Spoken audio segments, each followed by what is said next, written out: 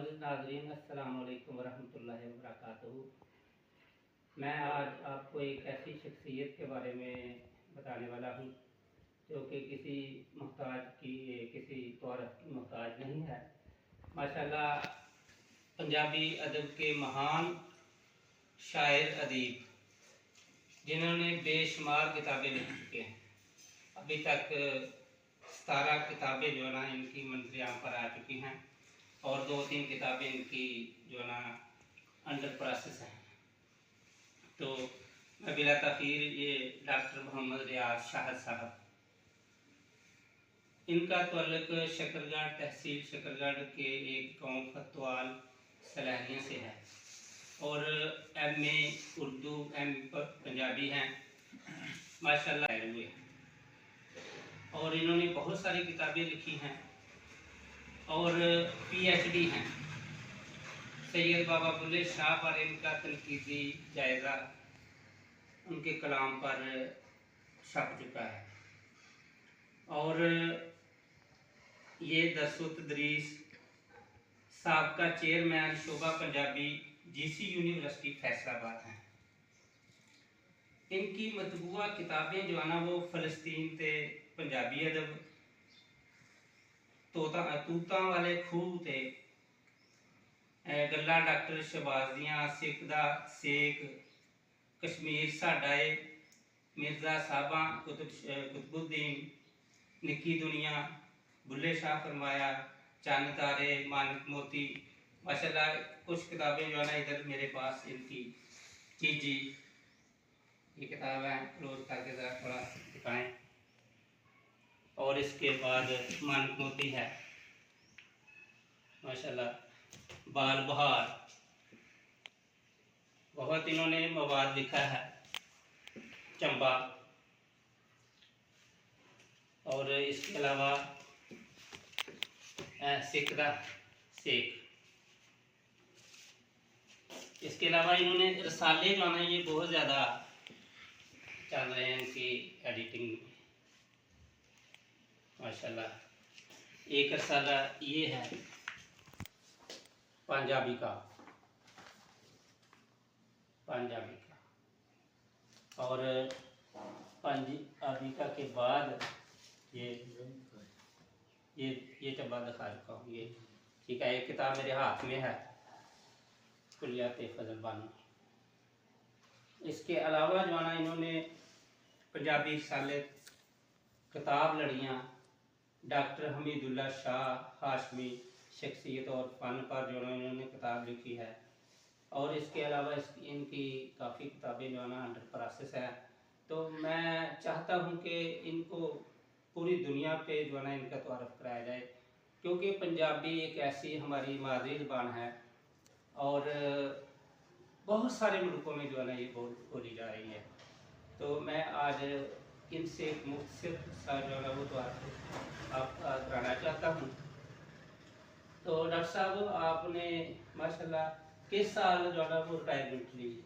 अच्छा, मैं वैसे ਤੁਹਾਡੀ ਗੱਲ ਉੱਠੀ ਤੇ मैं पंजाबी ਵਿੱਚ ਜ਼ਿਆਦਾ चलो पंजाबी आप जिस तरह इजी फील करें। फिर मैं बतौर एसोसिएट प्रोफेसर रिटायर हुए हैं 18 18 में रिटायर हुए हैं बतौर एसोसिएट प्रोफेसर।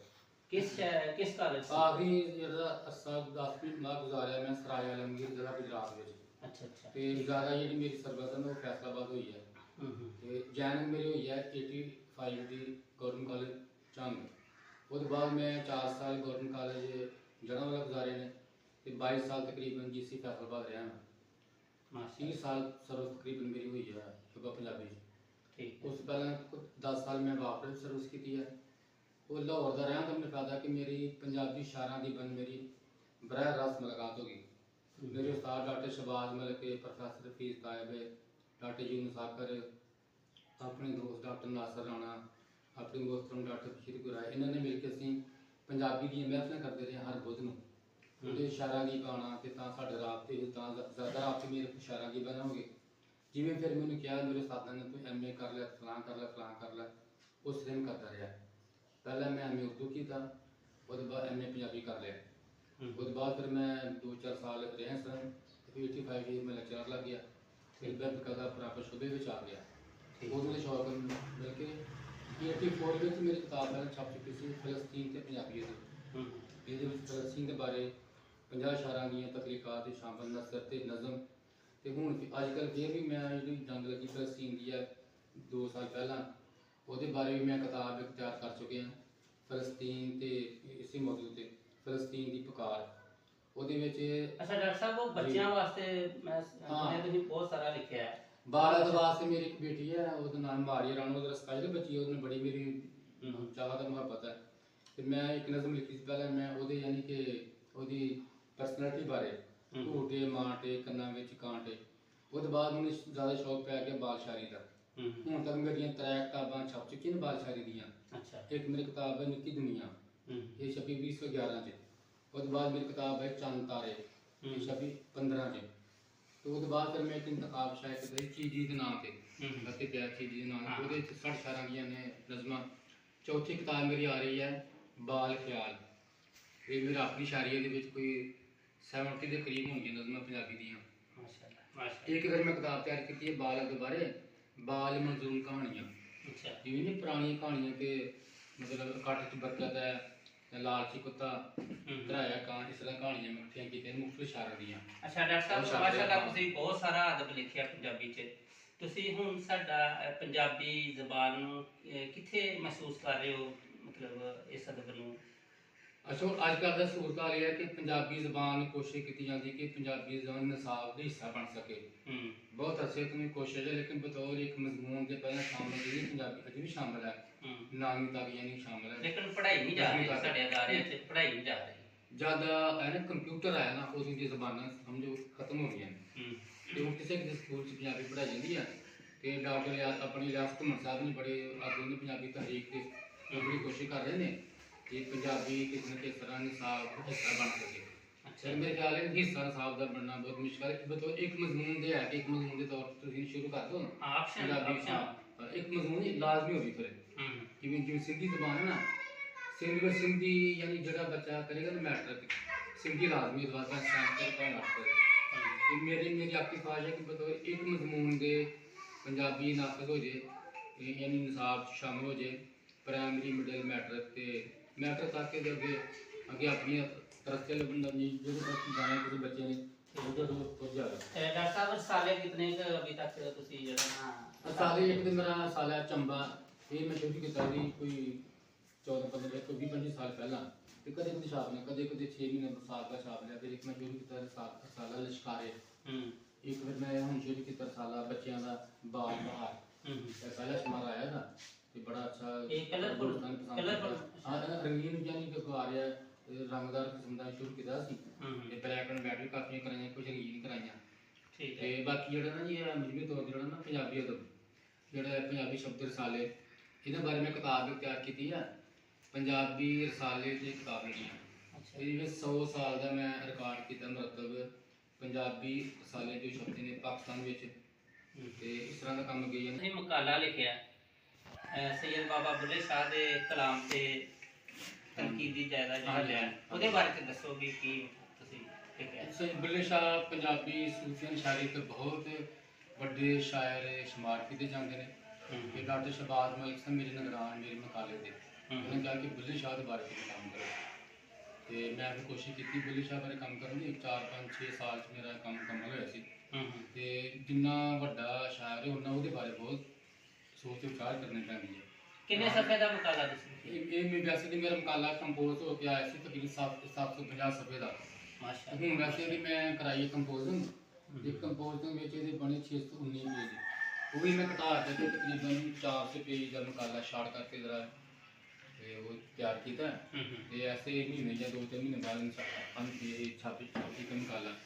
ਉਹਦੇ ਵਿੱਚ ਮੈਂ ਬੁੱਲੇ ਸ਼ਾਹ ਦੇ ਜੋ ਉਹਦੇ ਬਾਰੇ ਸਾਨੂੰ ਕੁਛ ਬਾਤ ਉਹ ਕੁਛ ਕੀਤੀ ਦੂਰ ਕਰਨੀ, ਜਿਹੜੇ ਮਕਾਮਾਤ ਬੁੱਲੇ ਸ਼ਾਹ ਰਹੇ ਨੇ, ਜੋ ਤਕਰੀਬਨ ਬੁੱਲੇ ਸ਼ਾਹ ਦੀਆਂ ਜੋ ਸ਼ਾਇਰਾਂ ਨਕਾਦਾਂ ਬੁੱਲੇ ਸ਼ਾਹ ਨੂੰ ਵੇਖਿਆ ਪਰਖਿਆ ਸੋਚਿਆ ਵਾਚਿਆ, ਉਹਦੇ ਬਾਰੇ ਇਹ ਕਿਸਮ ਗੱਲਾਂ ਸਾਰੀਆਂ ਮੈਂ ਵੇਲ ਬੈਸ ਲਿਆਂਦੀਆਂ। ਮਾਸ਼ਾਅੱਲਾ, ਬੜੀ ਬਾਤ ਹੈ ਜੀ। 700 ਸਫ਼ੇ ਦਾ ਮਕਾਲਾ ਲਿਖਣਾ ਇੱਕ ਬੜਾ ਮਾਇਨੇ ਰੱਖਦਾ ਹੈ।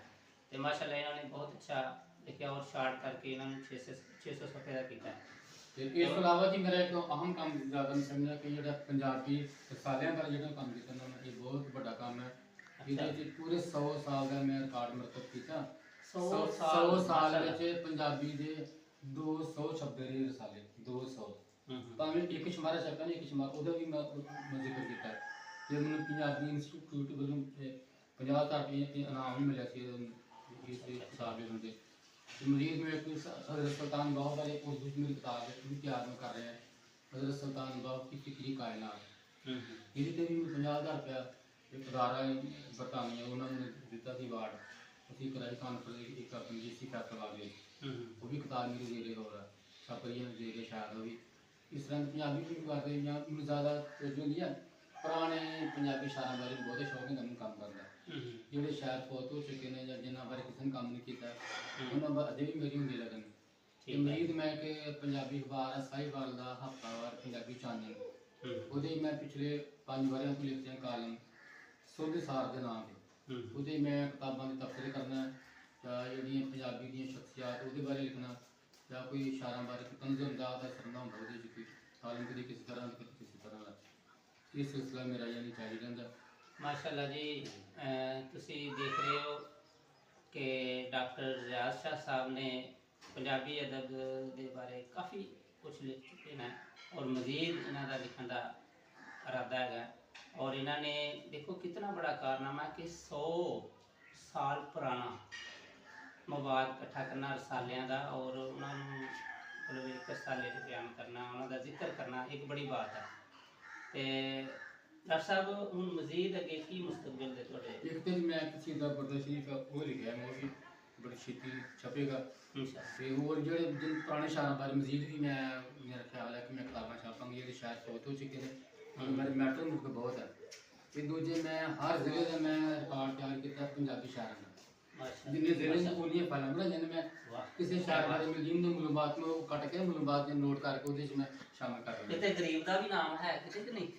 ਜਿਹੜੇ ਨੇ ਪੰਜਾਬੀ 'ਚ ਜਿੰਨਾ ਜ਼ਿਆਦਾ ਨੰਬਰ ਪੰਜਾਬੀ ਦਾ ਉਹਨਾਂ ਬਾਰੇ ਹੈ ਨਾਮ ਤੁਹਾਡਾ ਵੀ ਹਰ ਪਾਸੇ। ਅੱਛਾ ਸਾਰੇ ਜਿੰਨੇ ਸ਼ਾਇਰ ਪਰ ਇੱਕ ਲਿਖਣੇ ਦਾ ਕਿਸੇ ਨੇ ਉਹਦਾ ਵੀ ਅਗਰ ਮੈਨੂੰ ਇਲਮ ਹੈ ਤਾਂ ਉਹਦਾ ਵੀ ਮੈਂ ਲਿਖਿਆ। ਬਲਕਿ ਮੈंने ਕਿਸੇ ਬੰਦੇ ਨੇ ਕਿਹਾ ਮੈਂ ਤੁਹਾਨੂੰ ਆਪਣੀ ਇੱਕ ਨਾਤ ਰੱਬ ਜਿਸ ਦੀਆਂ ਸਿਫਤਾਂ ਕਰਦਾ ਹੈ ਪੰਜਾਬੀ 'ਚ ਭੇਜਾਂਗੇ।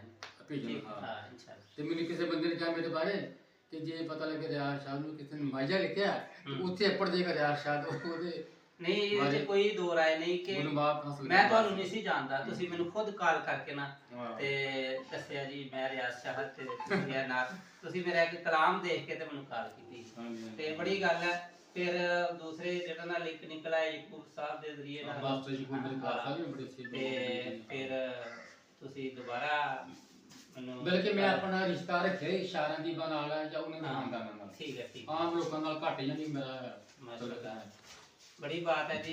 अदब की खिदमत करना और बेलौस खिदमत करना। देखो कोलों खर्च कर रहे हैं अदब किताबा वास्ते पंजाबी अदब वास्ते और एक बड़ी मतलब बेलौस खिदमत है अदब की पंजाबी अदब की खिदमत है। ते नाज़रीन मेरी ख्वाहिश है कि अल्लाह ताला इन्हां दे इल्म दे विच इन्हां दी अकल दे विच मज़ीद इजाफा अता फरमाए और पंजाबी अदब इसी तरह लिखते रहें। डॉक्टर साहब नाज़रीन वास्ते तुसी कुछ कहना चाहोगे? हां जी मैं नहीं अपना कलाम पेश करूंगा। एक दिन पंजाबी मेरी किताब छपी है सिख दा सेक, एक नवी किताब मेरी तैयार हो रही है उसका नाम रखिया है हिजर स्यापे। हिजर स्यापे ਉਹਦੇ 100 ਗਜ਼ਲਾਂ ਹੋਣਗੇ ਉਹਦੇ ਵਿੱਚ ਵੀ। ठीक है। ਇੱਕ ਗਜ਼ਲ ਮੈਂ ਸੁਣਾਉਣਾ ਉਸ ਨਵੀਂ ਕਿਤਾਬ ਵਿੱਚੋਂ ਕਿ ਨਿਤ ਰੋਜ਼ ਸਫ਼ਰ ਦੀ ਸੋਚੇ, ਨਿਤ ਰੋਜ਼ ਸਫ਼ਰ ਦੀ ਸੋਚੇ ਦਿਲ ਹੋਰ ਨਗਰ ਦੀ ਸੋਚੇ। ਮੈਂ ਸੋਚਾਂ ਆਪਣੇ ਬਾਰੇ ਮਾਂ ਸਾਰੇ ਘਰ ਦੀ ਸੋਚੇ। हाँ बेशक। मैं सोचा अपने बारे मां सारे घर दी सोचे मन मंदिर दे विच रह के काबे दे दर दी सोचे। मन मंदिर दे विच रह के काबे दे दर दी सोचे एक उड्डे विच हवावां एक लथे पर दी सोचे। लथे पर एक उड्डे विच हवावां एक लथे पर दी सोचे ਵੀਰਾਂ ਦਾ ਸ਼ਮਲਾ ਉੱਚਾ ਸਾਬਾ ਨਾ ਵਰਦੀ ਸੋਚੇ। ਵੀਰਾਂ ਦਾ ਸ਼ਮਲਾ ਉੱਚਾ ਸਾਬਾ ਨਾ ਵਰਦੀ ਸੋਚੇ ਅੱਜ ਮਿਲਣਾ ਔਖਾ ਹੋਇਆ ਤੇ ਸੋਹਣੀ ਤਰਦੀ ਸੋਚੇ। ਅੱਜ ਮਿਲਣਾ ਔਖਾ ਹੋਇਆ ਤੇ ਸੋਹਣੀ ਤਰਦੀ ਸੋਚੇ ਨਿਤ ਰੋਜ਼ ਸਫ਼ਰ ਦੀ ਸੋਚੇ ਦਿਲ ਹੋਰ ਨਗਰ ਦੀ ਸੋਚੇ। मैं सोचा अपने बारे मां सारे घर दी सोचे। ਬੇਸ਼ੱਕ ਜੀ ਮਾਂ ਸਾਰੇ ਘਰ ਦੀ ਸੋਚਦੀ ਹੈ। ਬਾਕੀ ਜੀ ਆਪਣਾ ਆਪਣਾ, ਲੇਕਿਨ ਮਾਂ ਨੂੰ ਸਾਰਿਆਂ ਦੀ ਫਿਕਰ ਹੁੰਦੀ ਹੈ। ਬੇਸ਼ੱਕ ਤੁਸੀਂ ਬਹੁਤ ਹਕੀਕਤ ਮੁਬਨੀ ਲਿਖਿਆ। ਤੇ ਨਾਜ਼ਰੀਨ, ਰਿਆਜ਼ ਸਾਹਿਬ ਨਾਲ ਮੁਲਾਕਾਤ ਹੋਈ ਹੈ। ਮੇਰੀ ਖਾਸ ਇਹ ਕਿ ਇਹਨਾਂ ਨੂੰ ਮੈਂ ਆਪ ਤੱਕ ਪਹੁੰਚਾਵਾਂ ਕਿ ਇੱਕ ਅਦਬ ਦੀ ਖਿਦਮਤ ਕਰਨੇ ਵਾਲੇ, ਪੰਜਾਬੀ ਦੀ ਖਿਦਮਤ ਕਰने वाले माशाल्लाह, एक मैं इन्हों का तौरफ आप तक पहुँचावा। वीडियो देखने का बहुत शुक्रिया। अल्लाह ताला आप लोगों को सलामत रखे। खुदा हाफिज़।